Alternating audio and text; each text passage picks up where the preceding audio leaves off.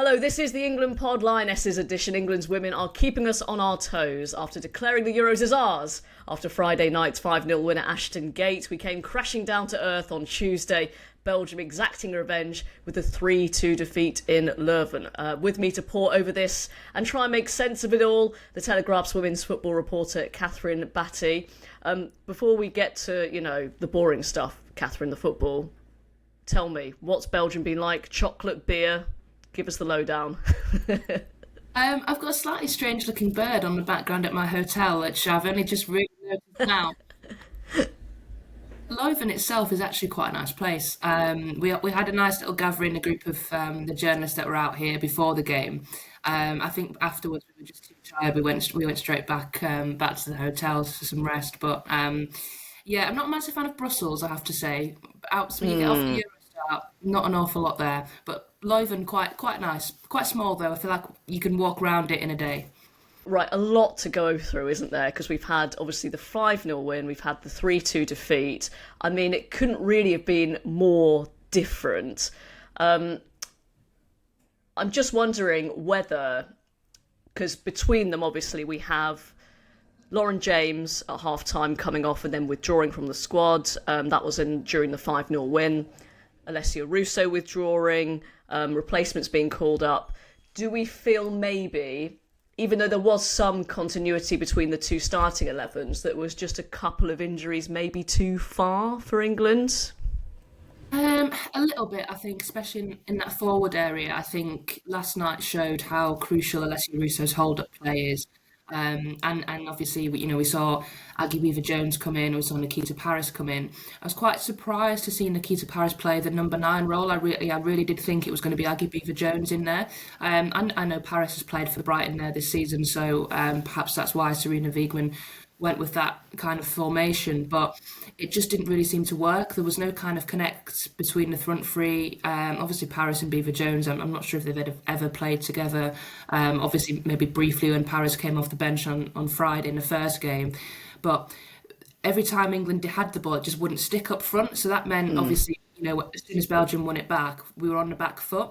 Having said that, it was the same back four and the same goalkeeper. Yeah, that's what I was going to say. So, I mean, can you blame it on that? Yeah. I think that's part of it in terms of how England were keeping the ball, but I also just think England had a really, really bad night defensively, and I think that was probably the most concerning thing in terms of the defeat in the second game, just kind of how badly they defended for that half an hour. Yeah, I mean, the goals were ugly, weren't they? I mean, the first one, Niamh Charles gets caught out a little bit. And actually, I don't want to dig her out at all, because actually there was a couple of times just the defensive line looked, well, not a line, was it? that was the issue. And then there was the Woolart tap in as well. No pressure on the ball at all. I mean, we've seen this from England, haven't we, in recent sort of post-World Cup. It has, and it really reared its head again last night, didn't it? It's strange. I don't know why we can't defend against Tessa Woolart. It's every time she plays, Yeah. destroys the defence. I mean, it happened last time they played at the same stadium. And she's relatively quick, but I don't think she's the quickest player in the world. But we seem to make her look like Usain Bolt, the way she kind of runs past. And I mean, in the first game, obviously, they didn't have Tessa Woolart, so Belgium really didn't kind of have an outlet. And I think Sarina kind of said, they're a different team when they play with and without her. I do still think we should be able to defend against her as good as she is. She's not the best player in the world. And also, Sarina kind of said after the game that Belgium played exactly how we expected them to, which was also a bit of a concern in this case of then why we couldn't, make it work. Interestingly, obviously, Niamh Charles and Millie Bright were the two that were hooked at half time. Obviously, the biggest trouble was coming down that left side. I do think Lucy Bronze, who was brilliant in the first game, was caught out a little bit for the third goal, but most of the problems was coming down the left. It reminded me a little bit of when Chelsea played Man City in the WSL and Carolyn was causing a lot of problems down Chelsea's left, because it was the same pairing of Charles and Millie Bright. And as soon as they kind of stepped up, once you have a quick player getting behind them, both of them aren't the quickest. So you don't really want either of them to be in a foot race with someone that's quicker than them. And I think that's kind of the problem that England had. And it just reminded me a little bit of that Chelsea game. And I think that's maybe my concern with the left back position. Millie Bright, I think she knows she's maybe not the quickest, and she sort of defends in a way that helps her not have to get into that position. I don't think she particularly helped Niamh Charles out last night, but I think sometimes the way that England had kind of pressed, especially that first goal, there was just left a huge gap for Vullart to run into. And it just it just looked really bad. I think that was the thing. It's just like England chasing, sort of aimlessly after a player. And I mean, they can't do that in the Euros, as Sarina kind of said herself after the game. It is weird, isn't it? This left back position. It seems to encompass the men's team as well. We had Kieran Trippier obviously in the summer, and then we've had Rachel Daly doing it, and then we've had Jess Carter, we have Niamh Charles, who had a brilliant season last season. Obviously couldn't start this one because she dislocated her shoulder, and I don't feel. And then Sandy Baltimore has come in for Chelsea and kind of done a good job. And yeah, maybe she hasn't quite got back up to speed yet, because she did have a great season last year, didn't she? But yeah, my proper football man opinion, I really don't. I like my fullbacks to have be left-footed and right-footed, and I know in this day and age that's not essential, and it can work fine.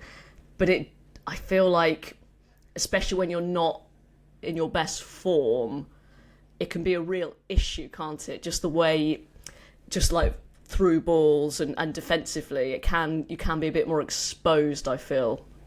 Yeah, I mean, Jess Carter came on in the second half, and I don't know if Jess Carter's a long-term solution at left back. Obviously, England were much better in the second half. Again, I think Jess Carter's very, very good as a centre-back, but I've never been convinced of her playing at left back. She obviously played against left back against Germany, and we kind of had the same problem with the kind of the pace and the positioning. For me, I would play Alex Greenwood at left back if she's fit for the Euros, just because, like you say, she's a left footer. I know she's primarily playing at centre back, but she played hundreds of games at left back at the early part of her career, knows that position inside out. Sometimes I feel a little bit with Niamh Charles, as good as she kind of has, become in that position, because she didn't train as a defender kind of, throughout the early part of her career. She's kind of... She was a winger, wasn't she, at Liverpool, wasn't she? Yeah. Into this position at Chelsea, and like, don't get me wrong, I think she can be a great player on her day, and she was very good against Spain when England won. But sometimes I think there's maybe just times where she's not quite thinking the same as the other defenders, or you've not quite got that instinctive defensive mind that maybe somebody like Alex Greenwood would, who has been in that position throughout her career.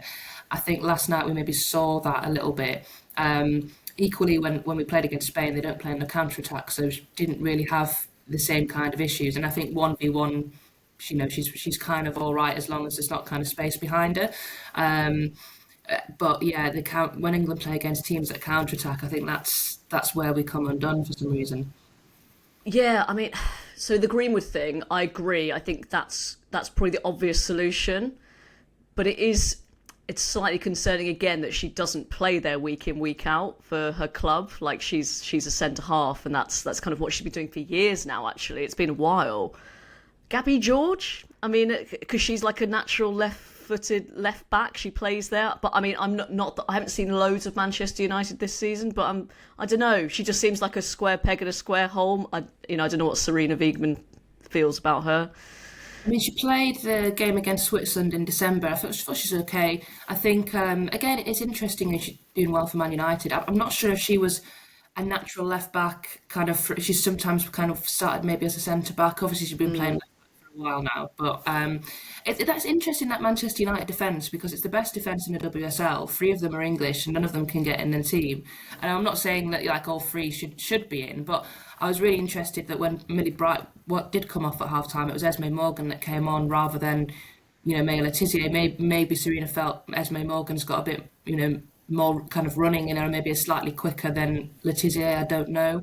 But, she's kind of having a great season for Manchester United. As you say, for Gabby George, I just don't think she's played enough games at international level for Sarina to kind of consider her seriously, or to bring her in unless there's kind of more injuries. With the Niamh Charles one, I just wonder if she'd have kind of been fit at the start of the season. Obviously, we saw Greenwood play left back against the US, and it kind of worked quite well. But for example, if Niamh Charles had been fit, would she have consistently been the left back choice for England from kind of October onwards? And that might have given them more time to kind of really nail it down and sort it out. Obviously she's kind of had the last two camps where maybe she's still, as you say, kind of getting back up to speed and not quite at the level she needs to be just at the minute.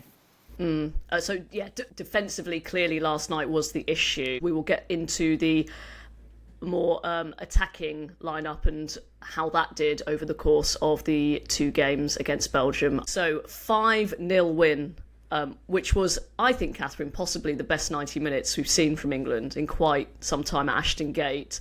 And then last night, obviously 3-0 down, you're up against it, created a decent amount of chances, scored two. I think we need to talk about Aguimang, don't we? I mean, that's the first thing. Wow, just wow. Yeah, I mean, obviously she came into the squad because Lauren James and Alessia Russo dropped out through injury.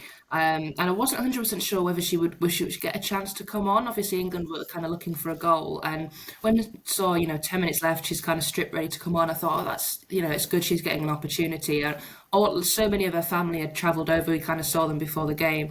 They were all kind of there, watching and hoping she might come on. And it was at 41 seconds, I think it was, she was on the pitch. A long ball obviously goes in from Williamson and she controlled it. And as soon as she controlled it and it sat up for her to volley, I thought, oh, I think she's going to score, hit it. And this doesn't work for audio podcast, but I just put my hands on my head when she did that. Because you're sort of typing at that part last minute of the game. I just kind of thought, what has she done? That is incredible. It was obviously, the best kind of moment, from an England perspective in the game. And just kind of showed that sort of raw talent of no fear, just, I'm going to try this kind of thing, not thinking about it. That's kind of what England needed at the time, and that's what you want to see from a young player coming onto the pitch, just playing without fear and just, taking things on. And, what a moment for her. Oh, her family must have absolutely lost their minds. I mean, I was losing my mind on my sofa. I mean, I let out an involuntary noise because it was that good. I mean, that touch... To take a touch like that from a ball over the top on your knee, for it to sit up like that, it was, honestly, I mean, I know there's definitely a recency bias. That's one of the best goals I've ever seen. It's just the technique on it is unbelievable. I think she was scoring for the under-19s just a few days ago. I mean, we love a story, don't we? We love a sort of dream story like that. And we were just saying beforehand, immediately, as soon as that hit the back of the net, you say, get her on the plane. But I think we need to discuss this. So let's discuss the forward options. As you mentioned, Kathryn, Aggie Beaver-Jones starting, not at number 9.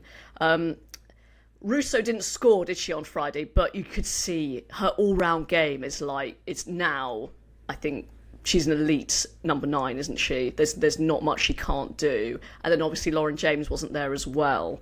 With Aguimang doing what she did, obviously still Lauren Hemp to come back, hopefully.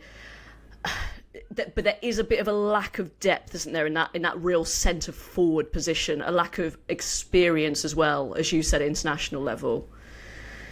Yeah, and I think the idea of Aguimang kind of going, it would almost be the kind of romantic football fan in you wants it to happen. And I think if it was 26 player squads, I think you would say there's a strongish chance of that happening. With it being 23, I think it's going to be difficult. I mean, I'd love to see her go just because I think she brings something different. As you mentioned, certain lack of options at number 9. A lot of those players we mentioned, they're all kind of wide players, that could play in number 9 if they have to, but they're not really out and out number 9s. I mean, last night was like an insight into what happens if Alessia Russo is injured for the Euros, or we think she's going to be back in a couple of weeks, but what happens if she picks up an injury at the tournament? What do we do then? Because I don't think any of those wide players playing in the number 9 is really kind of good enough. The only one I think would be Lauren Hemp, who's not been fit for a long time. So to ask her to come in and immediately just play at number 9, I think would be it'd be a big ask for her. You could play Beth Mead there, but again, not really played there for a long time. And listen, I'm not saying Michelle Aguimang would then come in and start at a Euros, but having that kind of that option that opposition teams aren't going to know a lot about. Okay, maybe they might know now she's got an incredible goal, but a few teams probably know her as well as the other forwards in England's camp. I think Aguimang's potentially moved herself above Nikita Paris and Jess Naz in that bracket, and it's now a case of whether there would be room for that one other spot. Because I do think Aggie Beaver-Jones has probably done enough currently to be in the squad, based on like a long performance at Chelsea, kind of constantly making an impact off the bench. I do think that's probably what her role in the Euros will be to be an impact sub. I mean, it's just whether there would be room for another one in Aguimang. I'd love to see her go. And yes, maybe it's a little bit kind of reactive and she's not scored loads and loads of goals for Brighton this season. I think she's got one in the WSL, so you're basing it off 41 seconds of brilliance.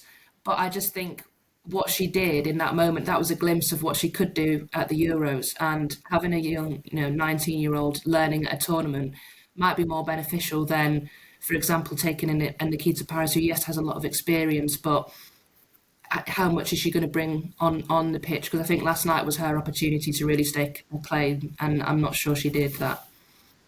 Agree with all of that. I think with Aguimang, it's I was looking, and she hasn't actually started a WSL game this season. So she's had, I think, 7 sub appearances for Brighton, but she scored 1 goal. She scored in the FA Cup and the League Cup as well. And we do have a couple of people of a Watford persuasion creating this podcast, and they were very enamoured with her when she had a loan spell at Watford, obviously in a lower division. But she is an Arsenal player, isn't she? And they do have real high hopes for her. As you say, you kind of don't want to be reactive, but I would agree with you. It's kind of because I think for Brighton she has played number 9, but I think she's also played in the wide area, so maybe a bit more versatility. And I'd also agree with you on Aggie Beaver-Jones. I think she will be in the squad, won't she? As you say, the sample size at the top level of a very, very good team for Chelsea is big enough. And again, did she take her chance? I mean, she was really good off the bench against Belgium. It's difficult to assess, isn't it? Because actually, I just think the whole team wasn't great, were they? So can we sort of dig out individual players? I'm not absolutely sure on that one. I thought James was better when she went central in the second half. Yeah. So it was almost like they were playing with a 2 at one point when Aguimang came on. When she was on the left, I think Beaver-Jones really struggled to get into the game, but I thought we saw more of her when she went through the middle, which is interesting because she does tend to play out wide for Chelsea, but she just needs to get on the ball a little bit more in the middle. So, and she was also very good, obviously, in the Friday game when she came on for through the middle as well, although she was kind of playing alongside Russo when she was on, so it's interesting. Yeah. So I think the other big debate and the big, perhaps surprise, Mary Earp's getting no game time. So Hannah Hampton playing in both matches, and Sarina Wiegman saying to ITV beforehand that she is just slightly ahead of Mary Earps at the moment. So I'm guessing that means, the door isn't closed, but it's kind of Hannah Hampton's to lose, it seems. I think so. It was almost like her unveiling as the number 1 last night, wasn't it? In kind of like her starting that game, Sarina almost kind of admitting that she's a little bit ahead. I'm not sure how it went overall. I don't think you could potentially blame her for goals. I think the second goal she would feel she could have done better with. She sort of seemed to be a little bit off her line, then stepped back. I think if she'd just been on her line, she probably would have saved the header because it wasn't a particularly powerful one. Seems to be a little bit of confusion with the third goal as well, with her and Millie Bright about the cross that came in. Bright seemed to turn round and sort of say, "Why didn't you tell me Tessa Vullart was behind me?" I'm not sure if that's really, I know goalkeepers communicate, but it was almost like maybe Millie should have had a look or someone else should have shouted. But there did seem to be a little bit of confusion. I do think it's a really interesting one because the goals that England did concede, almost the strengths of Mary Earps, I think, is commanding her box. I think that's the one area where I feel like Earps is maybe a little bit more ahead of Hampton in terms of having that commanding presence in the area. And we all kind of know about Hampton's shot-stopping ability, her ability to play out with the ball at her feet. She plays with 3 of that back 4 at Chelsea, so knows them very well. But it's going to be. I still think it is up for grabs a little bit. While I do think it's Hampton's right now, I don't think Mary Earps can be looking at it and saying, "Oh, well, that's gone. I'm just going to be number 2." And I don't think she will. I'm sure she'll be kind of, trying to do everything she can to get back into that position. I have to kind of say I'm not sure the PSG move has maybe worked in the way that she hoped it would have done. I'm sure Sarina is watching those games, but it just sort of feels like she's out of the spotlight a little bit, and that almost hasn't helped. I don't know kind of how much Sarina reads into it, but and whether it's just a coincidence that whether if she'd stayed at United, that it would have happened like this anyway. Hampton's having a very, very good season for Chelsea. It's just interesting though. I just think of that game last night. I'm not saying that Hampton was played badly, but there was just little things where it just raises a couple of questions, and it's interesting now whether Sarina just sticks with it and goes, no, she's my number one now, I'm going to stick with her regardless, or whether it's kind of in her thinking of, no, I'm not 100% sure. Actually, yeah, thinking about that, it's something that you said on the last pod about Hannah Hampton. I think she's quieter than Mary Earps. I think most of them are quieter than Mary Earps, aren't they? But yeah, as you say, like I think Mary Earps, like those goals go in, she'd be yelling, she'd be swearing, wouldn't she? And again, it's not. This is really just vibes based. It's not. I am no authority on goalkeepers and all that. I think it's just, as you said last time, it's just a bit of experience. And I think Hannah Hampton's obviously got loads of experience now. She's playing in the Champions League. She's number one for Chelsea. And I think just because she's quiet doesn't mean she's not confident. But I don't know. It's just, I think it's just a silly supporter sort of, I've got my, I just think Mary Earps she's got a vibe, hasn't she? So as you say, I don't think, and she definitely won't be sort of ceding the shirt, will she? She's going to be fighting for that. It is, but the PSG move, that's an interesting point as well. The only thing is, I'm not sure.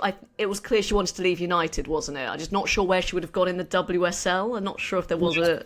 She had to go. She'd leave United. That was her only option. As the other option would have been staying at Man United, and obviously done very, very, very well there. Fell into Tullis Joyce, so.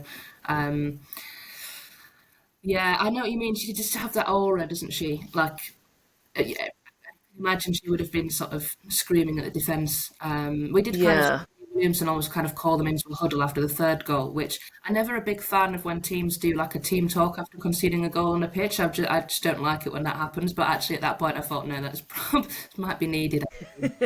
Let's have a word. Yeah. You go into that huddle, you guys. Yeah, absolutely. So before we have a break, big main takeaways. I mean, we're kind of where we started, aren't we, at the beginning of the break almost, aren't we? Yeah, you don't know what you're going to get from them one game to the next, and as much as the injuries didn't help in the second game, it's that kind of unpredictability of England. And if I was one of their opponents, at the Euros, I'd just be thinking, play on the counter attack. That's what they struggled with at the World Cup, is what they've struggled with, in the last year or so. I think that's their biggest weakness. I don't know if the likes of France and Netherlands, if that's what they'll do. I mean, France probably less so. Maybe the Netherlands could play like that. But that's kind of, that would be my thinking if I was the manager of either of those teams. Okay, so in the terms of the actual UEFA Nations League, because we've kind of forgotten about that, in the context of that, England now dropped to second in the table because Spain absolutely smashed Portugal last night. So they have 9 points, England have 7. So in the next international break, we'll have another chance to see how England fare against very, very good opposition. So player of the camp, Kathryn, I'm going for Beth Mead. I think it's been a really, really positive camp from her point of view. She didn't make it to the last international break because of injury. She's been a bit in and out for Arsenal. Game time has been limited because of a bit of injuries, but I thought she was fantastic at Ashton Gate. Really, really good. And actually last night, she possibly did come out of it with a bit of credit. She won the penalty. She looked very sharp, scored the penalty, and just generally, I think her performance levels were pretty high over the last 2 games. Yeah, I'd say Mead was probably, in terms of both games, played kind of all right, like very well in the first one, and then didn't play too badly in the second. It's hard to kind of find a player that didn't play badly last night. I mean, Lucy Bronze was brilliant in the first game. I actually had her kind of as my player of the match in the first game, and she was okay last night. Obviously, maybe slightly at fault for the third goal. I was kind of tempted to give it to Keira Walsh because of scoring in the first game, and then she was probably the best midfielder in the second. But I think maybe just for the consistency, because I think Leah Williamson was the best defender in the second game. Obviously, fantastic pass for Aguimang's goal. I think I'm going to have to go with Leah Williamson for the consistency across both games. I thought she kind of showed a bit of leadership last night as a captain. To when they were going off at half time, she almost ordered the players off the pitch. She was like, "Get off." Like, I'm kind of, we need to have words sort of thing. And I was it was quite pleasing to see that a little bit of anger at kind of how things were going. So I'll probably have to go for Leah, but it was a difficult one. Yeah, as you say, the levels dropped off quite dramatically. But yeah, I think players are kind of the players that are in form for their clubs are almost, they're taking that on, aren't they, into their countries, especially I guess the Arsenal girls. They've got a big few weeks coming up in the Champions League. I think we'll leave it there. But Kathryn, thank you so much for your time. We're just enjoying that hotel. I love hotel art. It is mad, isn't it? Is there a sort of quote on there? So you got a bird, you got a quote, but Quotes. It is during our darkest moments that we must focus to see the light. So there you go. What a way to end. Wonderful.